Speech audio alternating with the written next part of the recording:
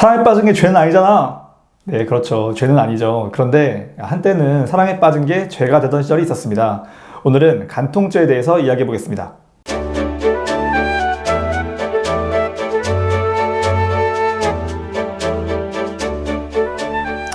간통죄는 언제, 어떻게 생겼을까요? 1953년 9월 18일 우리나라에 처음으로 형법이 만들어졌을 때 그때부터 있었어요.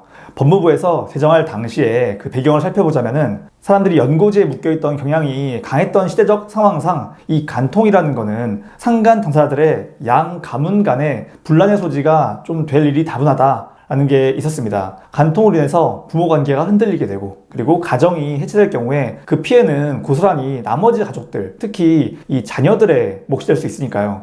그리고 또 하나, 당시에는 이 축첩제라고 해서 남자들이 첩을 두는 경우가 많이 있었는데 이거 없애자 라고 하면서 축첩 반대 운동이 거세게 일어났습니다. 결국 이 조선시대 때부터 이어져 온 축첩제라고 하는 악습, 적폐를 타파하자라는 생각, 그리고 식민 지배와 전쟁을 연타로 겪은 대한민국의 당시 상황에서 국민들이 함께 뭉쳐서 이 위기를 극복해 나갈 수 있도록 불륜으로 인해서 가정이 흔들리고 갈등이 심화되면 안 된다라는 생각, 이게 바탕이 되었다고 할 수 있습니다. 그런데 이 간통죄가 현대에서는 마냥 좋은 법은 아니었어요. 사랑과 전쟁 좀 많이 보신 분들이라면 아마 아실 수도 있을 텐데 간통죄로 인해서 처벌까지 받는 경우라면 거의 대부분 이혼이 수반이 됐습니다. 그리고 이 간통 현장을 제대로 잡기가 정말 힘들거든요. 드라마 보면은 보통 경찰을 대동해서 막 카메라 들고 와서 막 찍고 그러죠. 그게 다 이유가 있는 게 이 간통죄의 성립 요건 자체가 성교행위, 그러니까 성관계 횟수를 기준으로 하기 때문에 그 현장을 한 큐에 딱 적발하지 않으면은 더 철두철미해지는 상대방의 불륜을 현장에서 잡기가 힘들어져요. 이게 사실 좀 말이 안 되는 게 뭐냐면은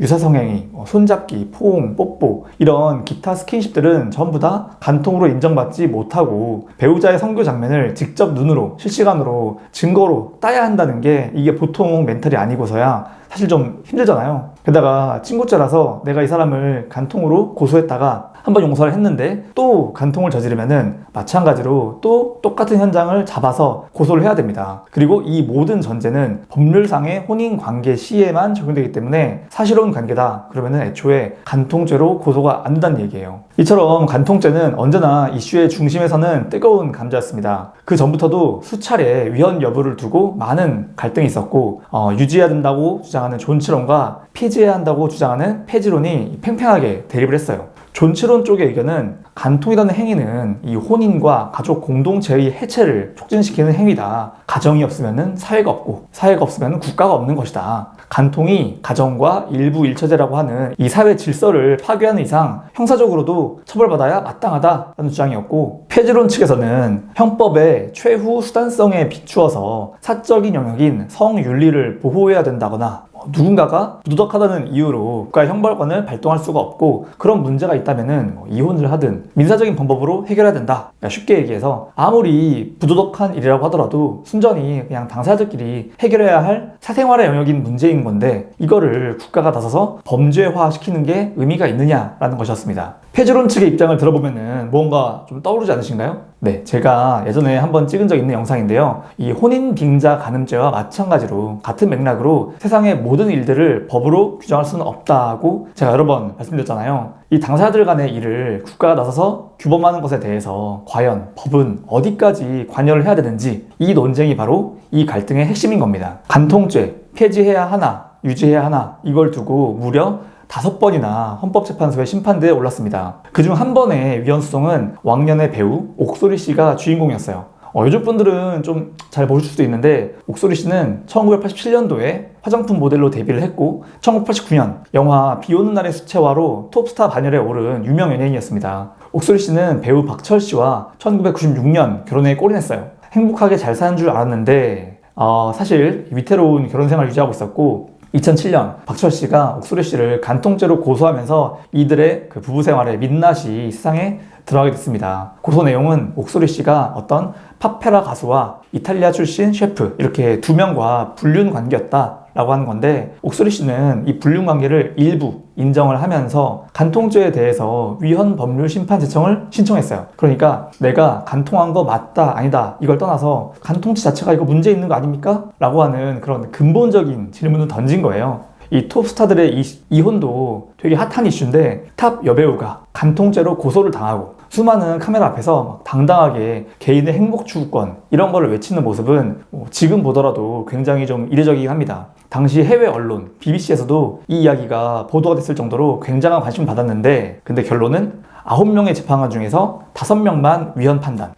9명 중에서 5명이면은 위헌된 거 아니냐고 생각할 수 있겠지만, 헌법재판소는 9명 중에서 6명 이상이 위헌이라고 판단을 해야 되거든요. 아슬아슬하게 합헌으로 결정 나온 거죠. 간통죄 유지. 사실 이때 이미 간통죄 위헌은 예상된 일이기도 했습니다. 결국 몇 년이 더 흘러서 2015년 2월 26일 간통죄가 5번째로 헌법재판소의 무대에 오른 그날, 재판관 7대2의 의견으로 위헌 결정이 남에 따라서 간통죄는 역사의 무대 뒤편으로 사라지게 되었습니다. 당시 5명 재판관은 간통죄 처벌 자체를 위헌으로 보았는데, 2명 같은 경우는 간통죄를 처벌할 필요성은 있지만 정조 의무를 지지 않는 그런 상간자를 처벌하는 것이나 아니면은 벌금형이 규정되어 있지 않은 것은 부당하다라는 이유로 이제 헌법에 위반된다라고 봤어요. 그러면은 간통죄 폐지로부터 6년이 지난 지금 간통죄 비범죄화 이후에 세상은 무엇이 달라졌을까요? 예전에는 간통했을 경우에 형사처벌을 받을 수 있었다. 심지어 벌금형도 없어서 거의 무조건 징역의 집행유예, 자판기 판결이었다면은 이제는